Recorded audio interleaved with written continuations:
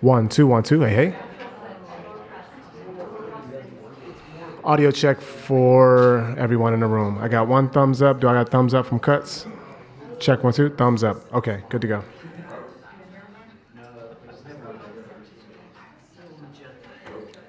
As a quick reminder, can everyone put their phones on silent, please, or turn your ringers off?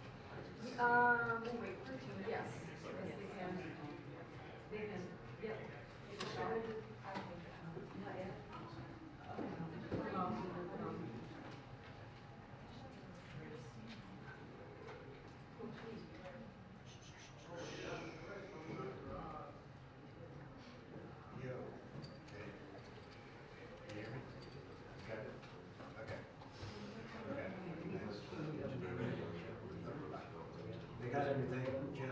That's smart kid. They got everything. They're sorry about that.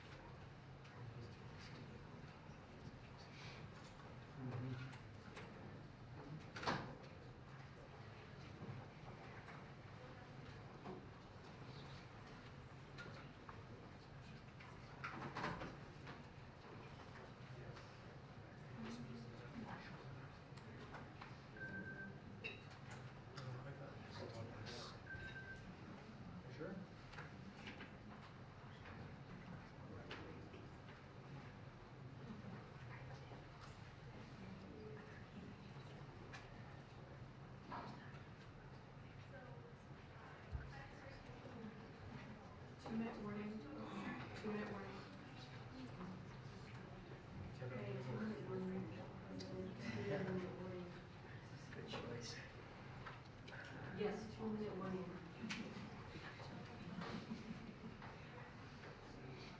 Sept.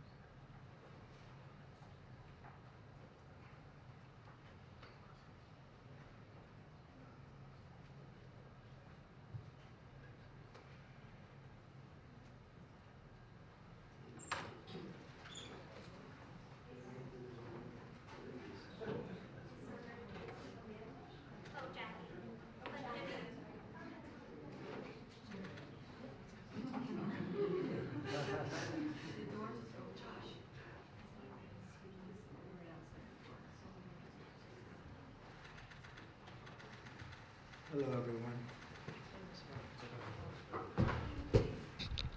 Thank you very much.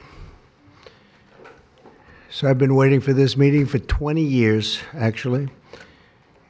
And it's not that everything's 100% understood or known, but I think we've made a lot of strides. Wish it was done a long time ago. Today, we're delighted to be joined by America's top medical and public health professionals as we announce historic steps to confront the crisis of autism. Horrible, horrible crisis. I want to thank the man who brought this issue to the forefront of American politics along with me. And we actually met in my office, is it like 20 years ago, Bobby? It's probably 20 years ago in New York. I was a developer, as you probably heard, and I always had very strong feelings about autism and how it happened and where it came from.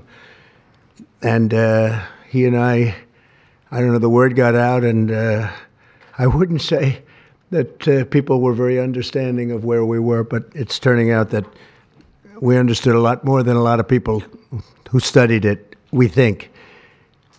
And I say we think because I don't think they were really letting the public know what they knew. Thanks as well to the director of the National Institute of Health, Dr. Jay Bhattacharya, FDA Commissioner Dr. Marty McCary. These are great people. Administrator of the Centers for Medicine and Medicaid Services, Dr. Mehmet Oz, and Acting Assistant Secretary of HHS, Dr. Dorothy Fink. So thank you all. Thank you, Dorothy, very much. The meteoric rise in autism is among the most alarming public health developments in history. There's never been anything like this. Just a few decades ago, 1 in 10,000 children had autism. So that's not a long time. And I've always heard, they say a few, but I think it's a lot less time than that. It used to be 1 in 20,000, then 1 in 10,000. And I would say that's probably 18 years ago. And now it's 1 in 31, but in some areas it's much worse than that, if you can believe it, 1 in 31. And I gave numbers yesterday. For boys, it's 1 in 12. I was told that's in California where they have for some reason, a more severe problem. But whether it's 1 in 12 or 1 in 31, can you imagine? That's down from 1 in 20,000, then 1 in 10,000. And now we're at the level of 1 in 12 in some cases for boys. 1 in 31 overall. So since 2000, autism rates have surged by much more than 400%. Instead of attacking those who ask questions, everyone should be grateful for those who are trying to get the answers to this complex situation. And the first day all of these great doctors behind me were there, I told them this is what we have to find out. Because when you go from 20,000 to 10,000, and then you go to 12, there's something artificial. They're taking something. And by the way, I think I can say that there are certain groups of people that don't take vaccines and don't take any pills that have no autism. That have no autism. Does that tell you something? That's currently, is that a correct statement, by the way? There are some studies that suggest that, with the Amish, for example. The Amish, yeah, virtually. I heard none. See, Bobby wants to be very careful with what he says, and he should, but I'm not so careful with what I say. But you have certain groups. The Amish, as an example, they have essentially no autism. First, effective immediately, the FDA will be notifying physicians that the use of let's see how we say that. Acetaminophen. Is that okay? Which is basically commonly known as Tylenol, during pregnancy can be associated with a very increased risk of autism. So taking Tylenol is not good. All right, I'll say it. It's not good. For this reason, they are strongly recommending that women limit Tylenol use during pregnancy unless medically necessary. That's For instance, in cases of extremely high fever, that you feel you can't tough it out, you can't do it. I guess there's that. It's a small number of cases, I think. But if you can't tough it out, if you can't do it, that's what you're going to have to do. You'll take a Tylenol, but it'll be very sparingly. It can be something that's very dangerous to the woman's health. In other words, a fever that's very, very dangerous, and ideally a doctor's decision, because I think you shouldn't take it. And you shouldn't take it during the entire pregnancy. They may tell you that toward the end of the pregnancy, you shouldn't take it during the entire. And you shouldn't give the child a Tylenol every time he's born and he goes and has a shot. You shouldn't give a Tylenol to that child. All pregnant women should talk to their doctors for more information about limiting the use of this medication while pregnant. So ideally, you don't take it at all. But if you can't tough it out, if there's a problem, you're going to end up doing it. The other thing that I can tell you that I'll say that they will maybe say at a little bit later date, but I think when you go for the shot, you do it over a 5-time period. Take it over 5 times or 4 times, but you take it in smaller doses and you spread it out over a period of years. And they pump so much stuff into those beautiful little babies. It's a disgrace. I don't see it. I think it's very bad. They're pumping, it looks like they're pumping into a horse. You have a little child, little fragile child, and you get a vat of 80 different vaccines, I guess, 80 different blends, and they pump it in. So ideally, a woman won't take Tylenol. And on the vaccines, it would be good instead of one visit where they pump the baby loaded up with stuff, you'll do it over a period of 4 times or 5 times. I've been so into this issue for so many years just because I couldn't understand how a thing like this could happen. And it's artificially induced. It's not like something that when you go from all of those, healthy babies to a point where I don't even know structurally if a country can afford it. And that's the least of the problems. To have families destroyed over this is just so terrible. I also, and we've already done this, we want no mercury in the vaccine. We want no aluminum in the vaccine. The MMR, I think, should be taken separately. This is based on what I feel, the mumps, measles, and all the 3 should be taken separately. And it seems to be that when you mix them, there could be a problem. So there's no downside in taking them separately. In fact, they think it's better, so let it be separate. The chicken pox is already separate because when that got mixed in, I guess they made it for a while, it really was bad. So they make chicken pox. Individually, they're okay. When you mix them, something maybe happens. So there's no downside in doing it. It's not like, if you do it, bad things. No, it's only good side. And it may not have that much of an impact, but it may have a big impact. So let those be taken separately. And then hepatitis B is sexually transmitted. There's no reason to give a baby that's almost just born hepatitis B. So I would say wait till the baby is 12 years old and formed and take hepatitis B. And I think if you do those things, it's going to be a whole different, it's going to be a revolution in a positive sense in the country. The FDA will be updating the label of an existing drug to reflect potential benefits in reducing some autism symptoms. This gives hope to the many parents with autistic children that it may be possible to improve their lives. That's one of the things that I'm very, very happy about. I mean, this was mostly going to be on how not to have the child affected, but we've learned some pretty good things about certain elements of genius that can be given to a baby, and the baby can get better, and in some cases maybe substantially better. Not going to be easy, but be a lot easier if it didn't happen in the first place, as these great parents fully understand, right? They fully understand. I feel so terribly for. I have so many friends with autistic children. It's a tough situation. Finally, to help reach the ultimate goal of ending the autism fever, the NIH will be announcing 13 major grant awards from the Autism Data Science Initiatives. And to be honest with you, to me, that's the least important. It's not even a money thing at this point. There's so much money, but they have to do, and they have to move quickly. When the alternative is that nothing bad can happen, let's do it now. I was just saying to Bobby and the group, let's do it now. Nothing bad can happen. It can only good happen. But with Tylenol, don't take it. Don't take it.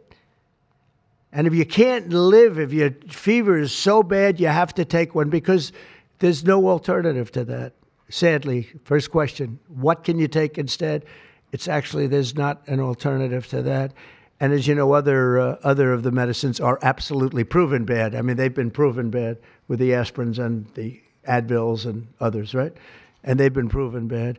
So I'd like to ask Bobby to get up to the podium and say a few words, and then Dr. Bhattacharya and Dr. McCary, Dr. Oz, Dr. Fink, followed by two incredible mothers that have experienced firsthand what this country is going through, what parts of the world are going through. And I will say there are parts of the world that don't take Tylenol. I mean, there's a rumor, and I don't know if it's so or not, that Cuba, they don't have Tylenol because they don't have the money for Tylenol, and they have virtually no autism, okay? Tell me about that one.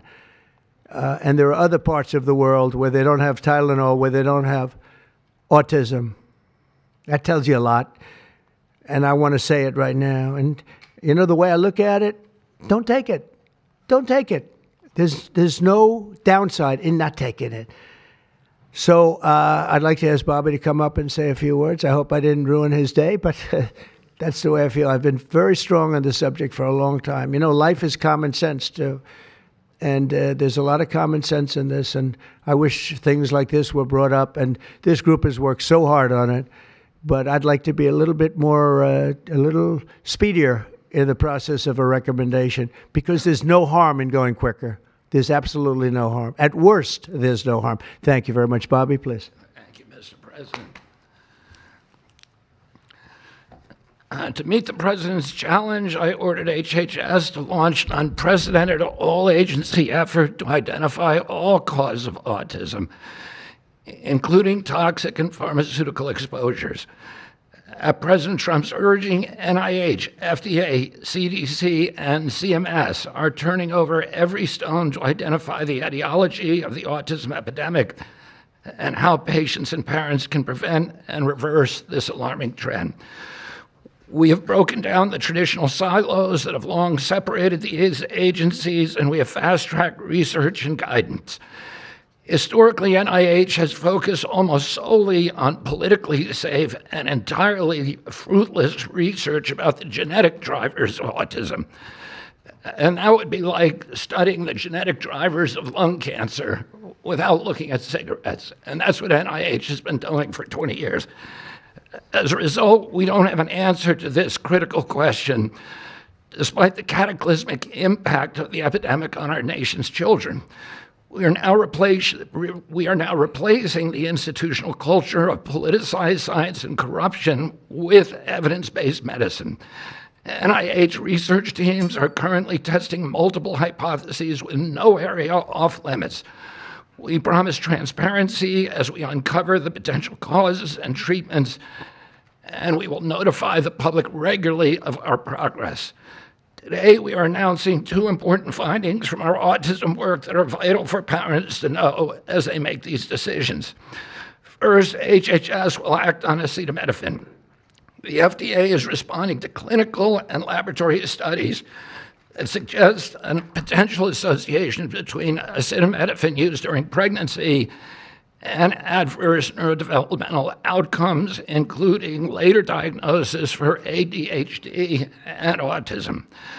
Scientists have proposed biological mechanisms linking prenatal acetaminophen exposure to altered brain development. We have also evaluated the contrary studies that show no association. Today, the FDA will issue a physician's notice about the risk of acetaminophen during pregnancy and begin the process to initiate a safety label change. HHS will launch a nationwide public service campaign to inform families and protect public health.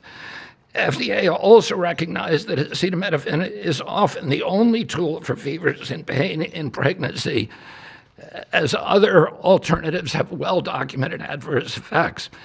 HHS wants, therefore, to encourage clinicians to exercise their best judgment in the use of acetaminophen for fevers and pain in pregnancy by prescribing the lowest effective dose for the shortest necessary duration and only when treatment is required. Furthermore, thanks to the politicization of science, the safety of acetaminophen against the risk of neurodevelopmental disorders in young children has never been validated. Prudent medicine, therefore, suggests caution in acetaminophen use by young children, especially since strong evidence also has associated it with liver toxicity.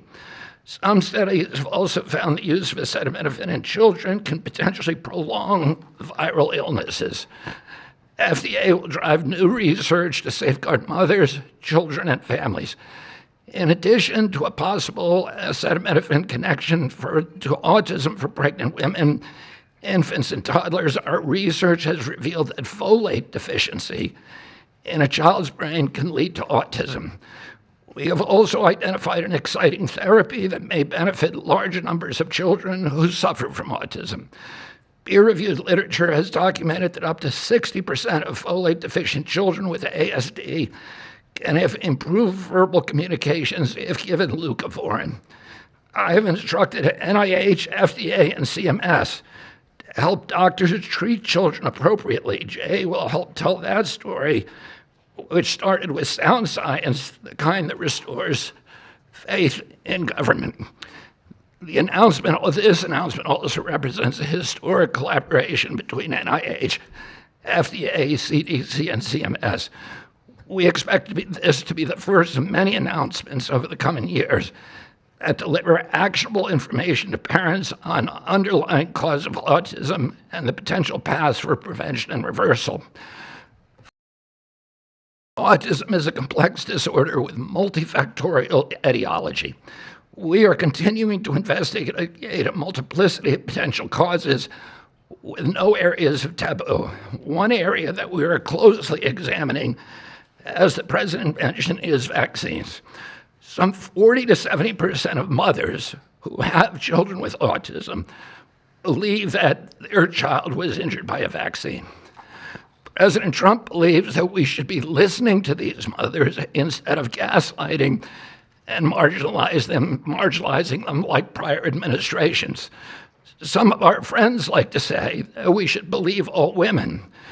But some of these same people have been silencing and demonizing these mothers for 3 decades because research on the potential link between autism and vaccines has been actively suppressed in the past. It will take time for an honest look at this topic by scientists. But I want to reassure the people in the autism community that we will be uncompromising and relentless in our search for answers. We will perform the studies that should have been performed 25 years ago. Whatever the answer is, we will tell you what we find. We are researching this issue to all 3 agencies. Jay will discuss one of our research initiatives at NIH. This model of unleashing unbiased, depoliticized, gold standard scientific research and academic freedom to deliver actionable information to prevent and reverse disease will be a model for the framework to deliver similar results for many other chronic conditions that plague Americans. Jay? Thank you, Secretary Kennedy, and thank you, President Trump. Thank you very much. I'm proud to announce today that the NIH has launched the Autism Data Science Initiative to turbocharge autism research, devoting an additional $50 million to the cause of studying autism. Nearly 250 research teams from across the country applied, sent in their applications, and were peer-reviewed by the NIH review panels. The NIH peer reviewers chose the 13 best projects focused on root causes and therapies, with replication and validation studies to guarantee gold standard science. The studies feature a new kind of science called exposomics, where scientists consider environmental and medical factors, nutrition, events during pregnancy, in combination with biology and genetics to answer vital questions about autism. Science like this, conducted in partnership with families and physicians, is the best way to arrest and reverse the autism epidemic. Autism spectrum disorder encompasses a very wide range of symptoms, ranging from mild difficulties with social interactions to profoundly autistic children who experience severe disabilities in speech and behavior. Given this wide range of symptoms across the spectrum, it seems certain that there will be a wide range of biological contributors to explaining the cause. The great thing about the new NIH initiative on autism is that scientists will use rigorous advanced methods in causal inference, machine learning, organoids, and other fresh approaches to the problem. The sharp rise in the prevalence of autism deserves an urgent response by the scientific community. As Bobby said, the NIH has invested a lot of money to study autism over the years, but the research has not produced the answers that families and parents of autistic children deserve, and autistic children themselves deserve. For too long, it's been taboo to ask some questions for fear that scientific work might reveal a politically incorrect answer. Because of this restricted focus in scientific investigations, the answers for families have been similarly restricted, often pointing families to behavioral therapies that don't work for every kid or suggest non-modifiable genetic factors as the cause. But genetics alone can't explain such a sharp rise in autism prevalence over just a few decades, as the president said. In coming months and years, as NIH scientists learn more that can help autistic children and their families, we won't delay. Like scientists often like to do, I can say as a scientist myself, it's really tempting to delay, but but in face of a problem like this, you have to move fast. But we will not delay before telling American people about what we find, and we will win the public trust with transparency and rigor. Already, our broadened focus on autism research has pointed to 2 items that will help families prevent and treat some cases of autism. I'll leave the good news on these 2 items to my close friends and colleagues, Dr. McCary and Dr. Oz. We've been working together closely on this problem for the past 6 months, and our cooperation represents an unprecedented collaboration with Secretary Kennedy's Department of Health and Human Services and with President Trump. I'm delighted to introduce Dr. Marty McCary, Commissioner of the Food and Drug Administration, who will tell you about these announcements of practical help for families with autism. Great, thank you, Dr. Bhattacharya. Mr. President, this is the start of a historic shift in medical culture. This administration is working together to ask big questions about why our nation's children are getting sick so fast. Too often, medicine is doing small little studies, giving us answers we already knew. But we've got to make a difference. You've given us a charge to identify root causes, and we are not going to stop so that we can end the suffering we are watching. And if you've seen a kid with autism, with severe autism, it's hard to watch. Kids get frustrated, they get angry, they can be crying because they want to speak and they can't speak. It's hard to watch, and it may be entirely preventable. For an epidemiologist, that child is an expanding statistic. But for a child, it can be brutal to have autism. Today, the FDA is taking action to update the label on acetaminophen and sending a letter to all U.S. doctors letting them know about the risks in pregnancy. We now have data we cannot ignore. There's a very large study, the Boston Birth Cohort, with researchers that have, from Johns Hopkins, my former institution, and Boston University, found quote-unquote consistent associations between acetaminophen in pregnancy and autism. And the Nurses' Health Study with researchers from Yale, Columbia, and Harvard looking at 9,000 kids found that acetaminophen use in pregnancy was associated with neurodevelopmental disorders. And 4 weeks ago, a Mount Sinai Harvard study reviewed all the existing literature and found the overwhelming body of evidence points to an association. Sure, you'll be able to find a study to the contrary. That's how science works. But to quote the dean of the Harvard School of Public Health, there is a causal relationship between prenatal acetaminophen use and neurodevelopmental disorders of ADHD and autism spectrum disorder. We cannot wait any longer. And honestly, there's been this perfunctory, reactionary, mindless practice in medicine. I learned it in medical school and residency. Just treat all fevers, low-grade fevers, treat them with acetaminophen. Why? What are we doing? A study out of Hopkins actually showed that treating a fever can prolong the duration of illness in a young kid. Maybe that's because a fever is a body's natural way of ridding an infection.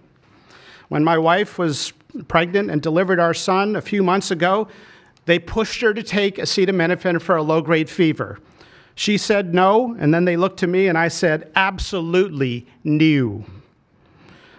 I'm also here to announce good news.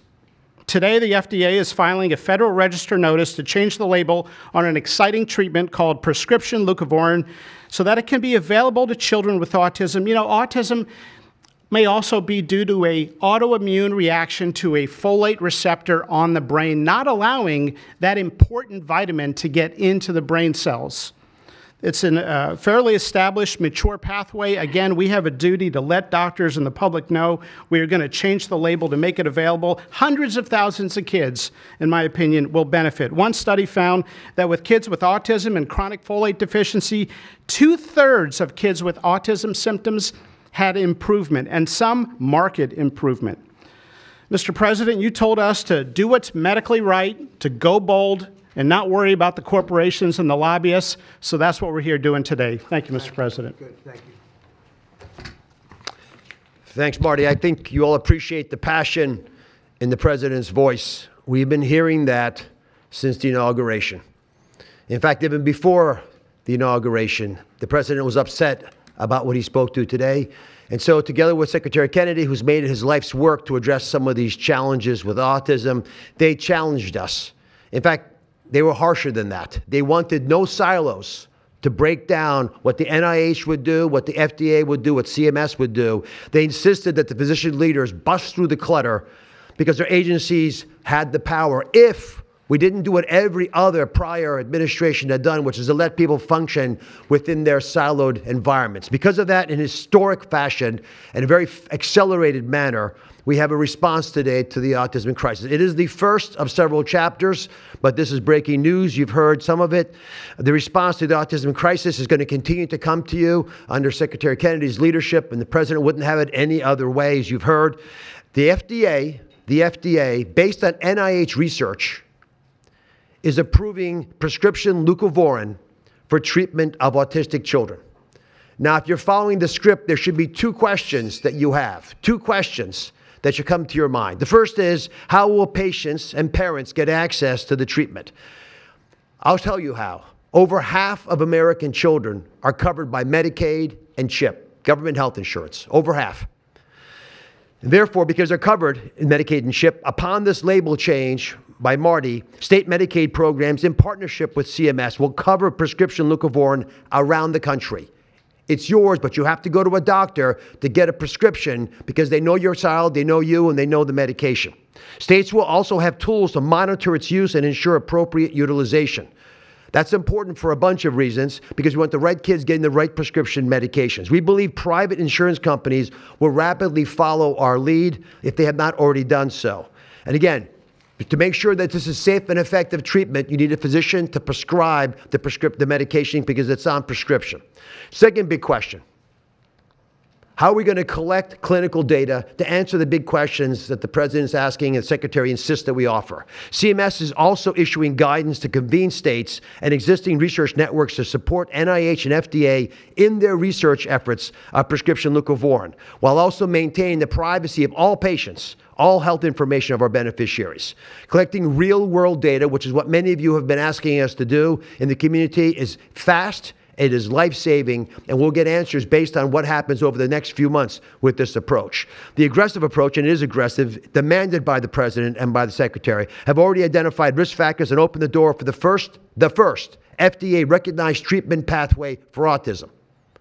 It is the first of its kind, and it wouldn't have happened without the leadership of the President and the Secretary. The fivefold increased prevalence of autism over the past 25 years demands a rapid response. The average clinician, researcher, we spoke to many, thought it would take 5 years to get this data. Parents are unwilling to wait 5 years. The President is unwilling to wait 5 years for these results.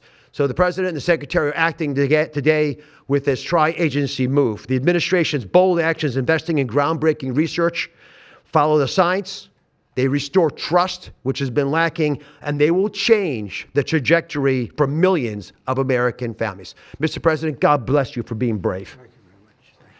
So let me introduce Dr. Fink, who's acting administrator, and after Dr. Fink, we've got some wonderful women, Jackie and Amanda. I know it's going to be tough, but if you can make some comments about this historic day, God bless you. Thank you, Mr. President, for this opportunity to speak with all of you today. As a pediatrician and mom, I'm here today to talk about what this announcement means for the millions of moms and dads who are faced with the choice of whether to take acetaminophen during pregnancy. It's hard to hear information that challenges the status quo.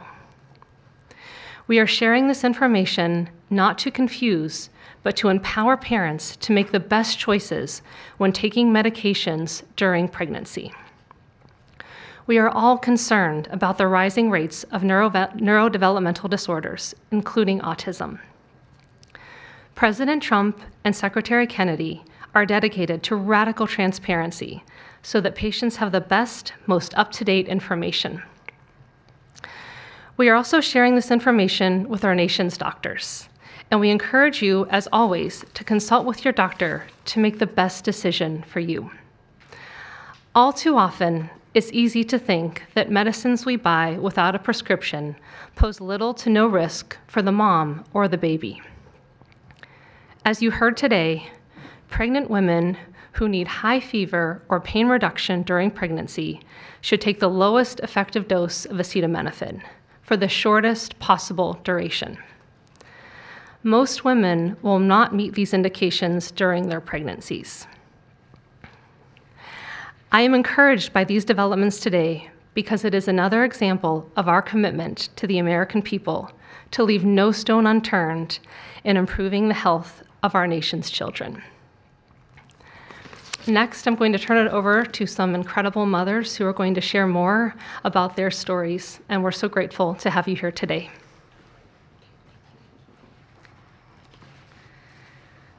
Thank you. Thank you, Mr. President and team, for all your work. This is an historic day, and I'm thankful to be here. I have a son who's 5 who is profoundly autistic, and you've probably heard if you've met one autistic child, you've met one autistic child. It's a spectrum, which I don't think the spectrum is helpful, but that's another conversation. He is an amazing little boy, a blessing from God. He's marvelous. He can count to 1,000. He knows all of his letters and the sounds they make and a word for each one. But he also has a lot of obstacles. He is nonverbal. He can say those numbers and letters, but there's no communication. Unless you've lived with profound autism, you have no idea. You have no idea. He, like you said, he will get frustrated because he can't speak. It's not even that he can't speak. Sometimes he just doesn't understand what I'm saying. He understands the word no, but he doesn't understand the why behind the no. And that's a huge part of discipline. That's the discipline. So it's very hard to discipline a child with autism so you have these behaviors. And it's a very hopeless feeling. It's very isolating being a parent with a profound autistic child. Even just taking them over to your friend's house is something we just don't do because, again, they're going to be met with no, no, no, and no understanding of why. And then there's a meltdown. And then you're in a situation where you're just helpless and you're just trying to protect your kid. So it's just better not to do it. You learn your limits, and it's been really hard. This is amazing that we're here today. And no one has been able to point to anything to say this is what caused it. And you can't point to that and say it didn't cause it. I have no idea. I'm completely open. I'm not blaming anything, but I'm open to the discussion and the fact that there's work being done to find answers. I'm very grateful. I was already excited to vote for Mr. Trump anyway, Mr. President. But when we got word of RFK doing his work, I was ecstatic. I could not wait for this work to be done, that somebody would try to find us some answers. I'm just very grateful. I pray for my son every day, and hope that he can get the help that he needs. And just thank you. Thank you. Thank you very much. Thank you, John. You take care of yourself. Thank you.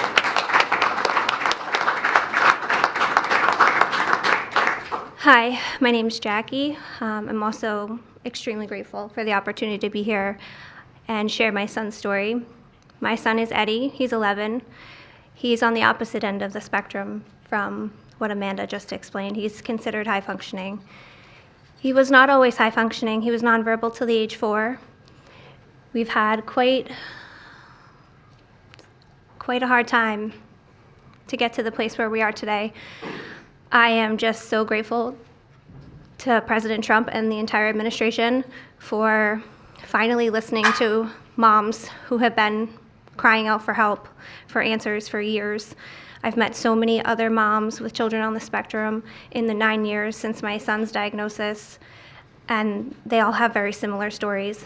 And they've all just wanted somebody to listen, to not ridicule them or look at them like they were the crazy people. It's hard when you don't have doctors that take the time to really listen and find out when the change happened and what change happened.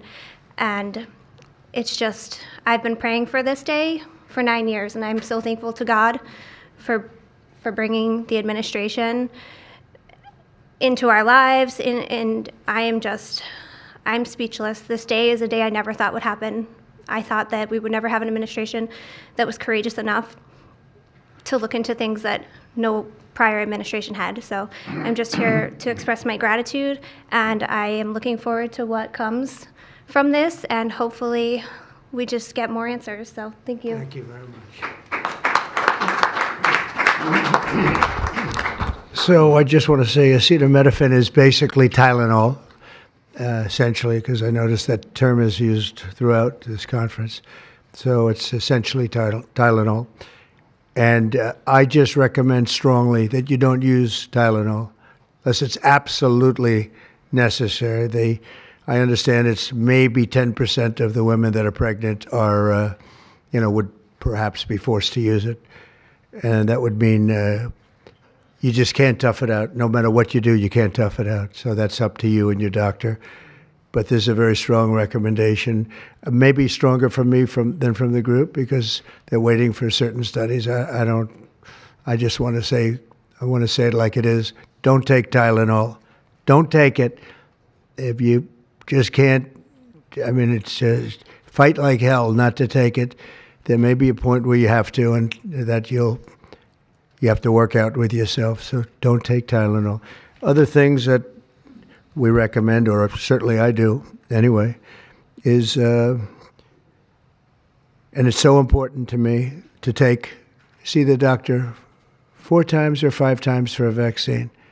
Don't let them pump your baby up with the largest pile of stuff you've ever seen in your life going into the delicate little body of a baby. Even if it's 2 years, 3 years, 4 years, you just break it up into, I would say 5, but let's say 4 visits to the doctor instead of 1.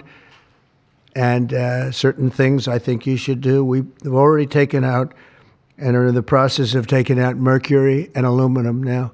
You know what mercury is. You know what aluminum is. Who the hell wants that pumped into a body? And there were rumors about both of them for a long time. But we're having them taken out. We're having them taken out of the vaccines. Hepatitis B, again, that's sexually transmitted, and we think you should wait. I think you should wait till 12. I'm making these statements from me. I'm not making them from these doctors, because when they talk about, different results, different studies, I talk about a lot of common sense, and they have that too. They have that too, a lot. But I recommend the hepatitis B. Take it at 12. Sexually transmitted. You don't have to give it to the baby when the baby's 2 years old. And there are a lot of theories on that, but not when they're 12. Doesn't seem to be a problem at all. The MMR and the chickenpox. Chickenpox has already been broken out. It's a singular shot, but the MMR is not. And I've heard for years that there's a problem with it. But they say that there's no problem if you do each shot separately, not put together. So an MMR, go out and do it separately. Don't take Tylenol. Don't give Tylenol to the baby after the baby's born. Every time the baby gets a shot, the baby gets a shot. They say, here, take a cup of Tylenol. I've heard that for years. Take Tylenol. Don't take Tylenol. Don't have your baby take Tylenol. Now, Tylenol is fine for people that aren't pregnant, that aren't in the situation that we're talking about. One very specific situation. If you're pregnant, don't take Tylenol. When you have your baby, don't give your baby Tylenol at all, unless it's absolutely necessary. Don't do it. Break up your visits to the doctors. Break them up. Do it in 5 if you can. Now, it's inconvenient. It's inconvenient. Oh, you got to have to go back another year later. You're going to go back each year for 4 years, 5 years, 3 years. Just break it up. Break it up, because it's too much liquid. Too many different things are going into that baby at too big a number. The size of this thing, when you look at it, it's like 80 different vaccines and beyond vaccines, and 80. And you give that to a little kid. I mean, I can tell you that I had a woman who worked for me, a beautiful, wonderful woman, worked in Trump Tower, and she had the most perfect child. Beautiful, just perfect. And I remember this little blonde-haired boy running around the lobby of Trump Tower, so healthy and so vibrant. And I said, that's great. And one day I came in and she was crying her eyes out behind the counter. She worked at the front desk. She was crying her eyes out. I've never, as much as I've ever seen anyone distraught, she was. I said, are you okay? What happened? My boy, I've lost my boy. What does that mean, your boy? My boy, you know him, sir. You've seen him grow up. He was so beautiful. And I took him for a vaccine, sir. And he developed this unbelievable, I think she said 107, 108. You know, it goes well beyond when this happens. It goes up to 106, 107, 108. You know, we hear 105 and you're in trouble, but it just goes up to a level that you never hear about, but it goes up very high. And it's fried. They get fried. She said, I took him, he developed an unbelievable temperature. And I've lost him, sir. He's gone. And then I saw the boy. It was so tragic to see. That was the following day. That was the following day after the vaccine. And I've seen it 2 other times, and I think 3 other times, but 2 other times, where they go to the doctor and they get the vaccine, they get the shot. The kid is, badly hurt. Let's be nice, badly hurt. And just do it. Break it up into 5, break it up into 4, break it up into 3 if you have to, but go to the doctor 4 times instead of once, or 5 times instead of once. And for some reason, they insist that you put it all into the body, and maybe that's the drug companies that make more money that way. Maybe it's the doctors because they don't want to be, doing this so much. Maybe it's the doctors. They get maybe more money. Who the hell knows what it is? Don't do it. Get them broken into 4 or 5 visits. Do it 4 or 5. That means you have 20%, 25% what you're putting into the baby's body. It can only help. It can only help. And the other things I told you about, just the word tough it out. It's easy for me to say tough it out, but sometimes in life with a lot of other things, you have to tough it out also. Don't take Tylenol. Don't give Tylenol to the baby. When the baby's born, they throw it at you. Here, give him a couple of Tylenol. They give him a shot. They give him a vaccine. And every time they give him a vaccine, they're throwing Tylenol.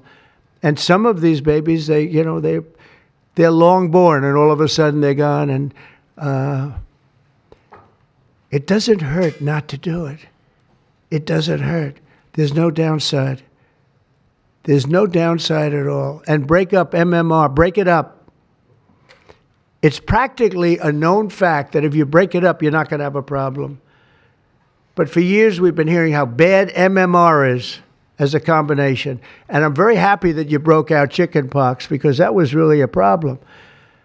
And there are other things. It's interesting because there are other things, we were talking about it, other different drugs, pills that you take that we know are so bad and they don't take them anymore. But for some reason, with this, they keep taking it. Don't take Tylenol. There's no downside.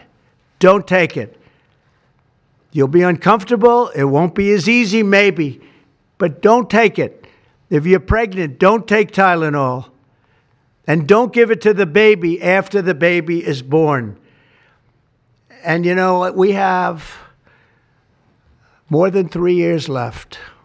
And I told Bobby and the doctors behind me, and they are so committed to this, I told them that this is the number one thing I want to do from you. And you know, we have something else called Favored Nations, where I'm going to be reducing drug prices by 1,000%, by 900, 600, 500, 1,200.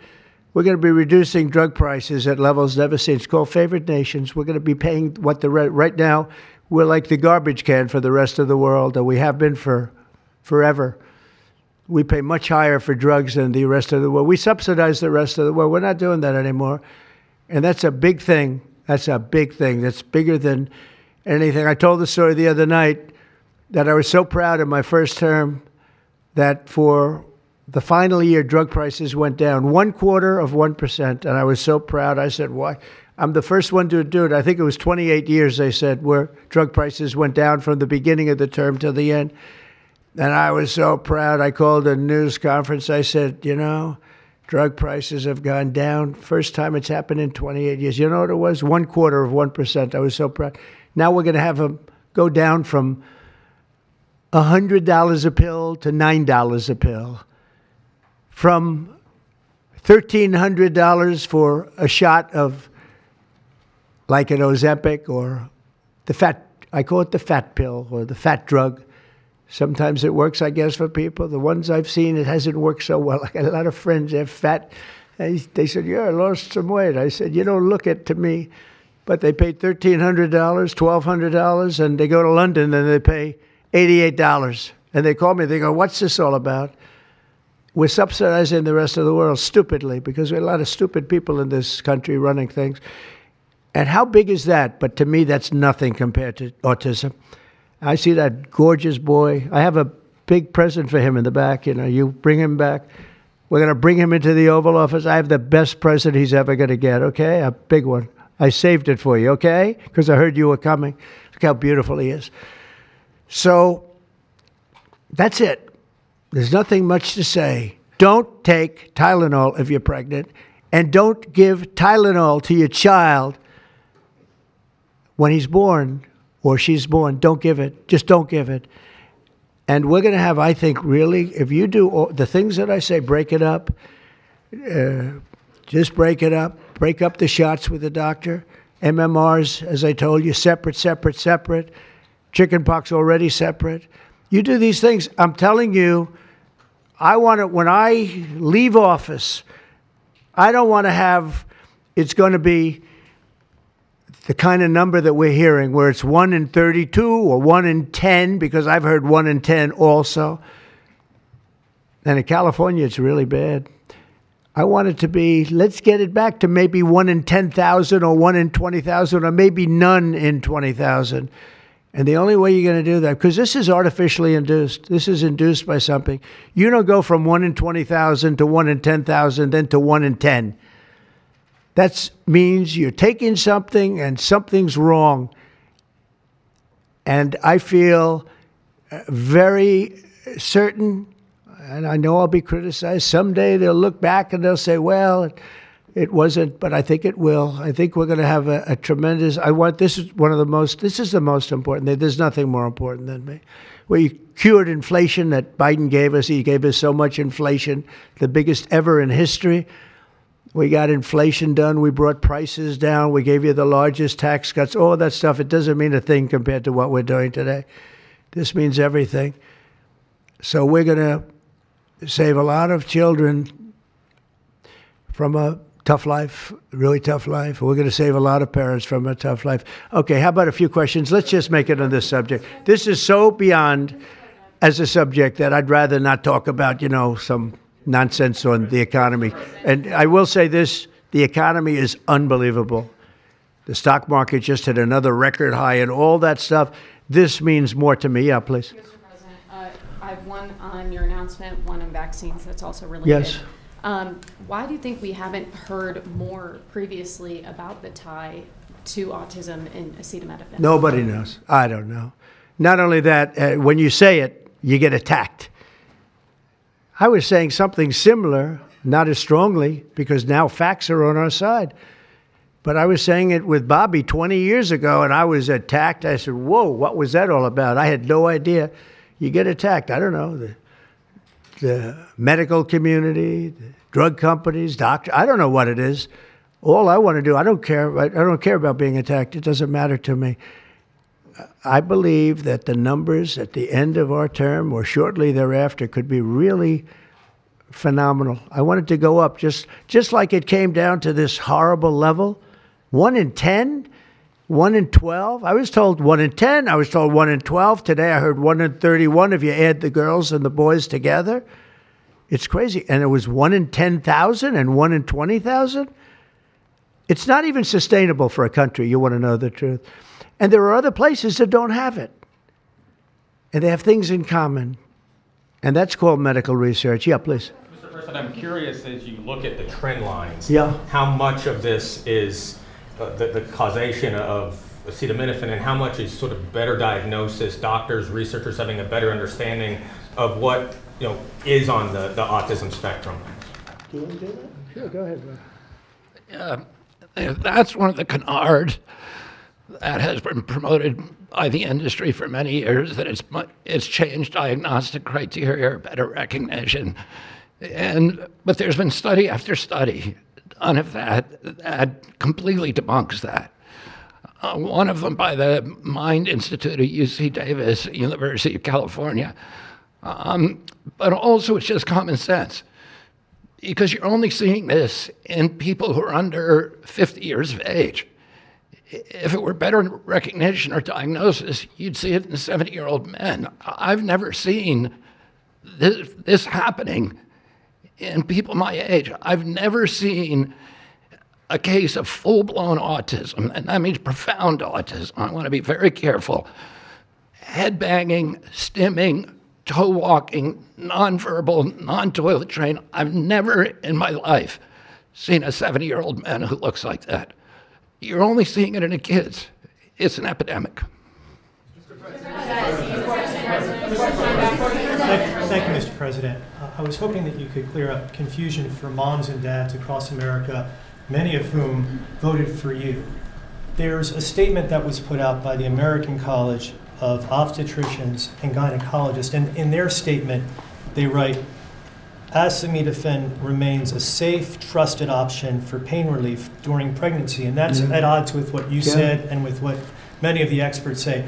How do you clear up this confusion? That's the establishment. They're funded by lots of different groups. And you know what? Maybe they're right. I don't think they are, because I don't think the facts bear it out at all. They're fighting for something that, in my opinion, they shouldn't be fighting for. But here's the thing. There's no downside to doing, other than a mother will have to, as I say, tough it out a little bit. There's no downside to doing this. It's not like, oh, if you do this, you're going to die. There's no downside. There's no downside to going over a 4-year or a 5-year period or a 3-year period, or even if you space them out for 6 months, you space it out. There's no downside. And that's why I will say the gentlemen behind me, they have very strong views, and they feel that we're right, but they'll have more research done over the next 2 months. I said, well, 2 months is a long time. A lot of people could be saved, and there's no downside to doing it. Everything I said, there's no downside to doing it. It can only be good. And I think you're going to see very good results. That's establishment stuff, and we've been reading that about a lot of things for years. And you know what's happened? We've gone from 1 in 20,000 to 1 in 10,000 to 1 in 32 to 1 in 10. Think of it.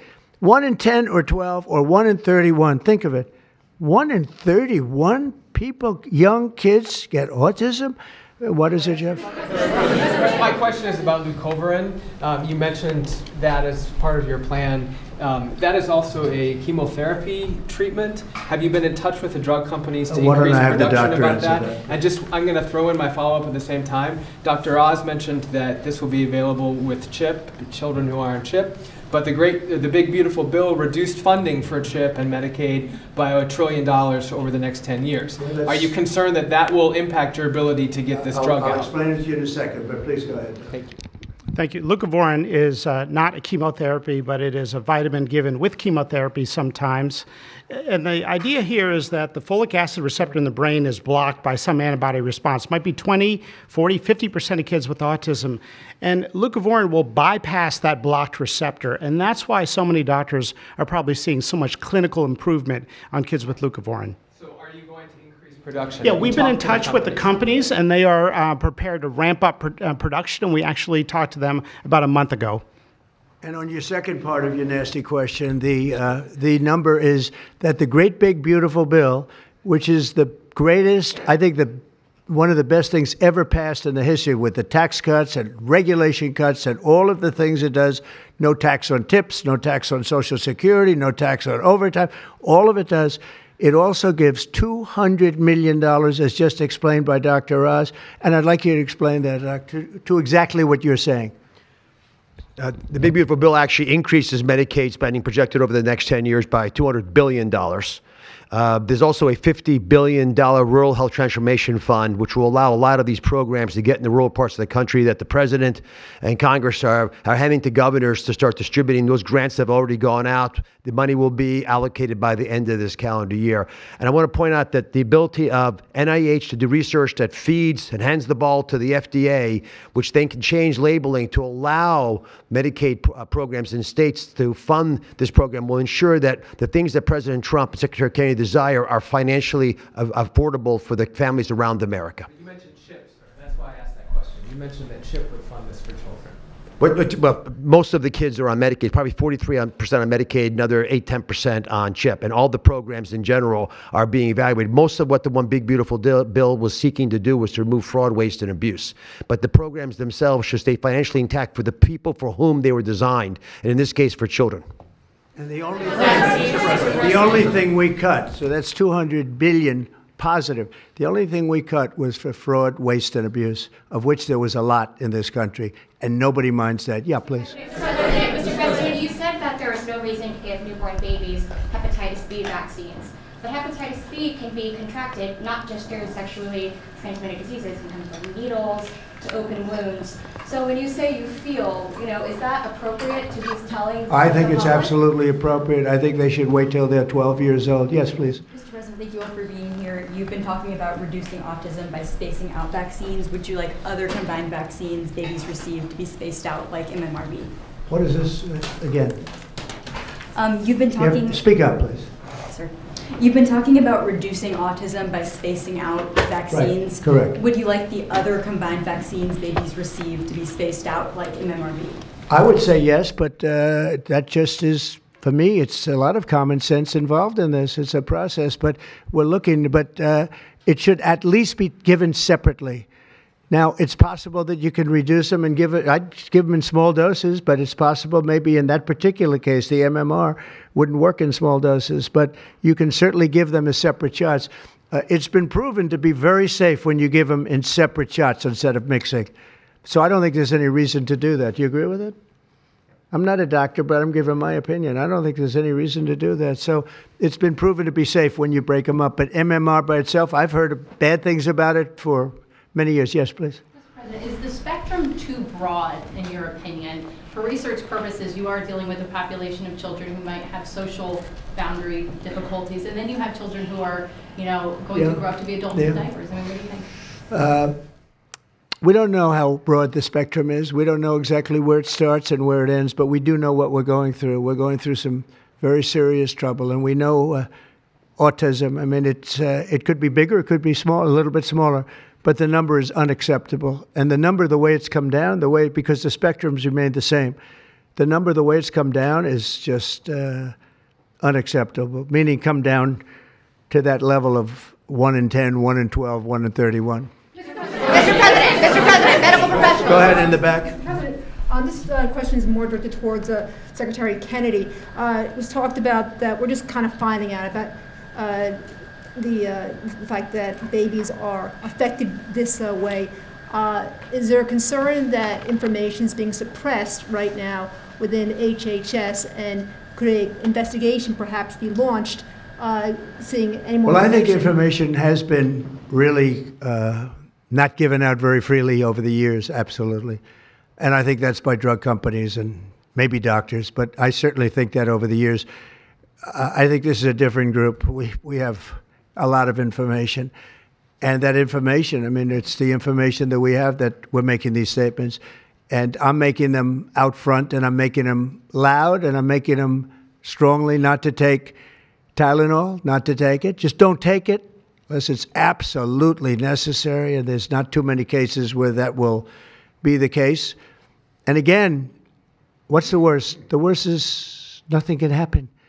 It's very positive. That's a positive thing.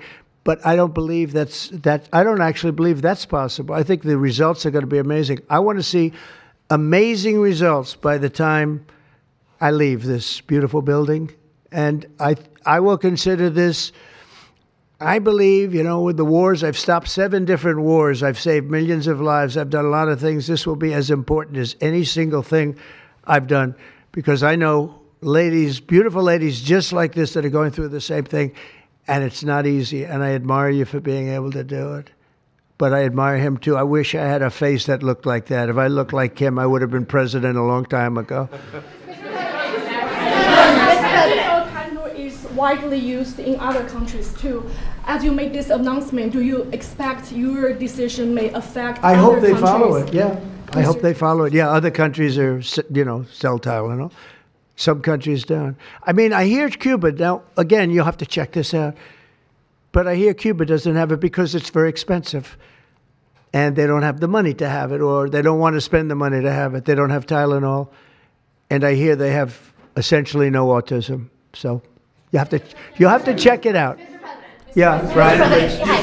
Medical professionals have warned for decades. I said, no, not you. You're CNN. You're fake news. Go ahead, Brian. Thank you, Mr. President. I want to go back to the Amish community, if I can, just for a second. I recently saw a man from Minnesota, an Amish man from Minnesota, on a podcast, and the host asked him what the rates were for like ADHD and autism, and he had no idea about ADHD, didn't know that it existed, and certainly didn't know of any cases.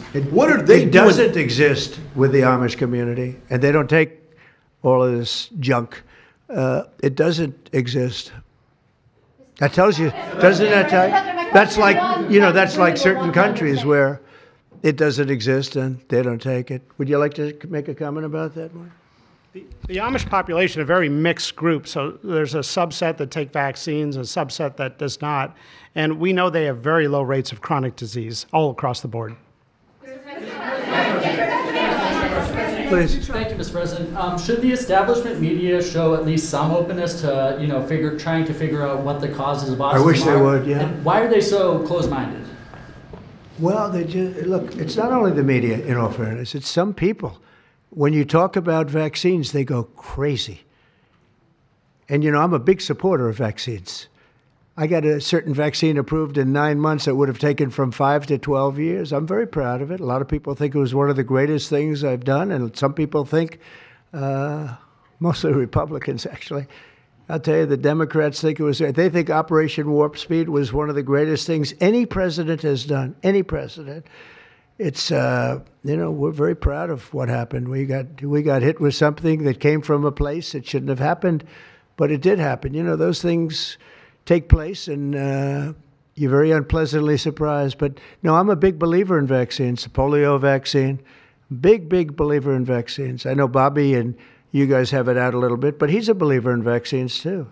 But I've seen how great vaccines can be, how incredible they can be. So I'm a believer. Yeah. Yeah, please.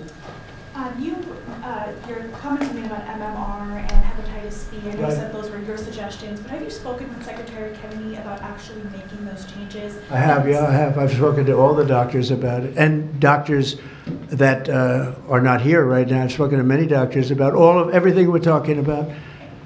And, you know, the Tylenol has started to be spoken of over the last period of time, but we've been doing the research. A lot of what they've been speaking about comes from right here by research done by these people. And I just say it again, don't take Tylenol. Don't take it. And don't give it to your child after your child is born. And do all those other things, little things, just spread out your visits, et cetera, on the vaccine. And I want to thank everybody. This is a very important day. Thank you very much.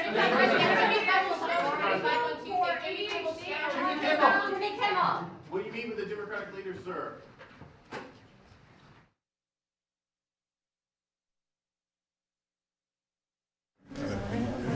He's not going to answer my